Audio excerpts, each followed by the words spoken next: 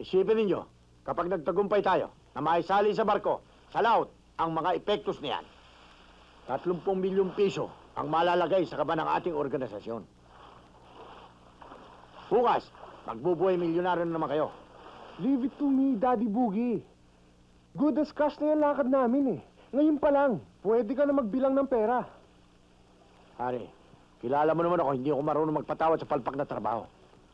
Mabibilis ang dapat gawin ninyo. Ayoko nang babagal-bagal.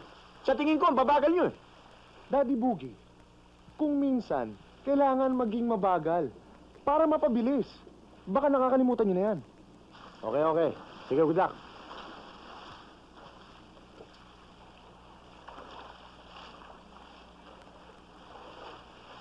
Okay, bilisan nyo dyan. Sige, bilisan nyo. Dalhin nyo yan doon. Tsak ba kayo sa impormasyong binigay nila yung tungkol doon sa racket ng mga hayop na yan? Hindi magkakamali sila, Ani. Dahil kilala niya yung mga yan eh. Diyan oh, maliwanag pa sa sikat ng araw ng mga katibayan. Ano ba? Tirahin na natin. Ano?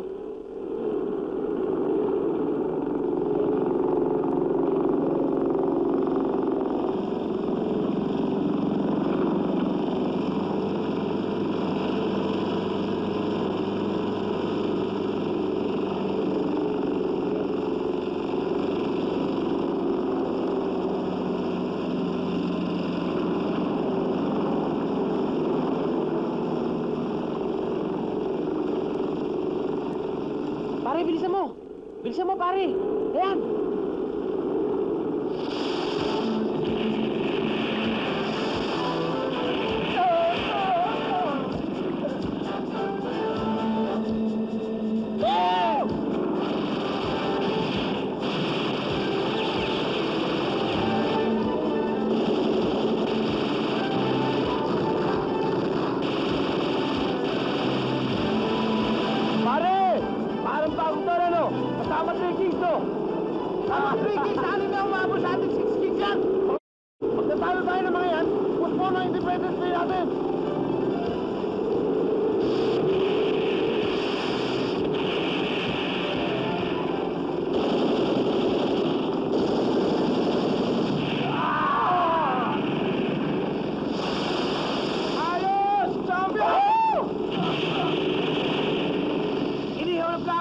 At maliputo, labas nyo ngayon!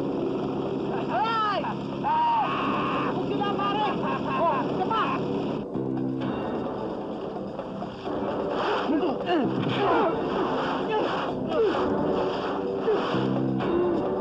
Ano kung to? Ito ho. Lo, maganda ba? Lalong gaganda po ko. Magandang lalaki na si Rafael, mabait pa. Akala niyo lo magpapapista. May mga palaruro at paligsahan.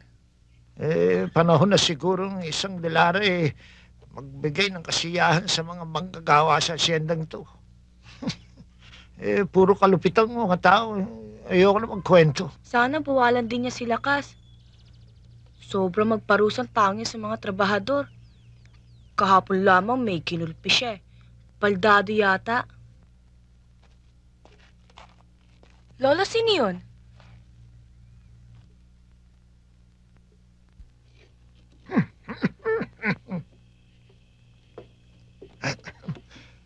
Samuel! Samuel! Samuel! Samuel, buhay ka pa nga!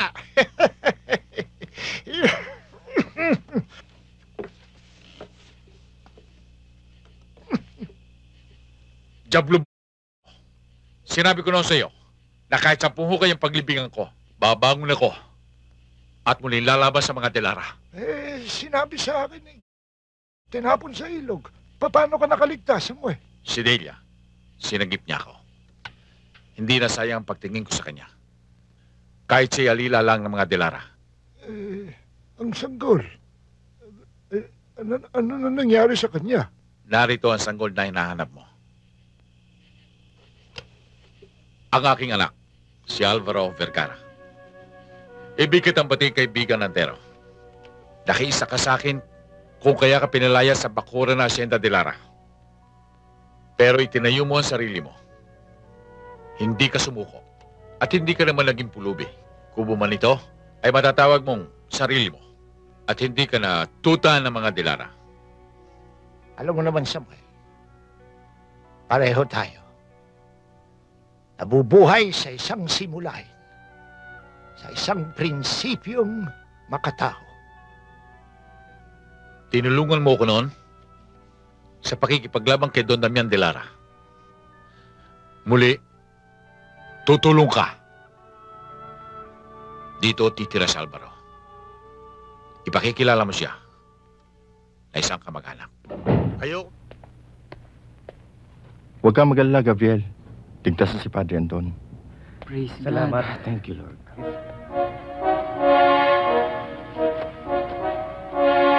Mabuti na lamang na si Padre Anton.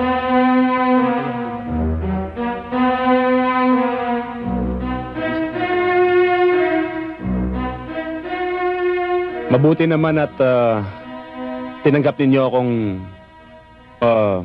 chairman of the board. Gusto kong malaman ninyo na si Fermin ang aking magiging advisor. Charlie, baka hindi ako makapagtrabaho sa'yo ng gusto eh. Tatakbo ka sa darating na eleksyon. No problem. Problema ba yun? Kakandidato ka, susuportahan kita. Susuportahan ka ng buong organisasyon. Hindi ba? Sure. Time. Sure.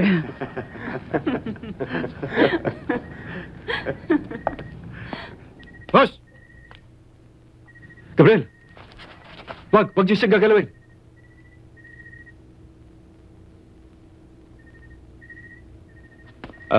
Hayaan mo na. Gabriel, halika, pasok ka.